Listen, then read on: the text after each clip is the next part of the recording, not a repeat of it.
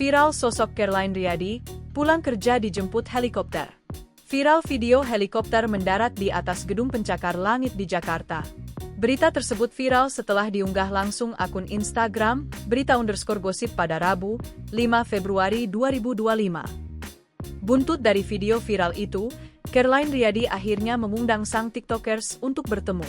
Pertemuannya dengan cucu konglomerat sekaligus pendiri Lipo Group, Mochtar Riyadi sempat dibagikan oleh Bayu BH di akun TikTok pribadinya, Senin, 10 Februari 2025, kemarin. Dalam kesempatan itu, Caroline Riyadi mengaku jarang menaiki helikopter karena jarak rumah dan tempat kerja dianggap masih berdekatan. Sontak video Caroline Riyadi yang menjelaskan soal video helikopter viral lantas diramaikan oleh netizen dengan beragam komentar. Adab cucu pendiri Lipo Group itu saat ditanya-tanya soal helikopter itu banjir sanjungan dari netizen.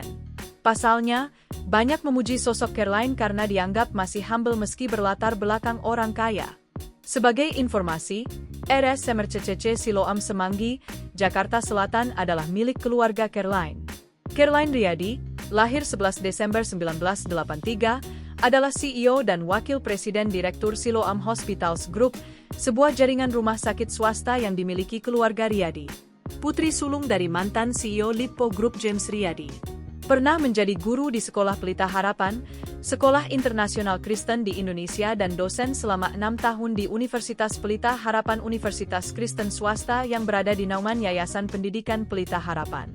Putri dari James Riyadi itu justru memiliki ketertarikan di dunia pendidikan, berkat ketertarikannya untuk memperbaiki kualitas pendidikan Indonesia.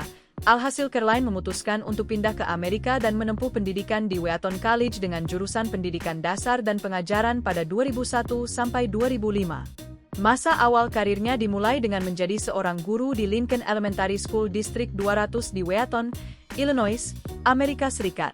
Selama 2 tahun mengajar, mulai dari 2004 hingga 2006, akhirnya dia memutuskan untuk pulang ke Indonesia dan menjadi dosen di Universitas Pelita Harapan, UPH, yang didirikan oleh sang ayah pada 1994.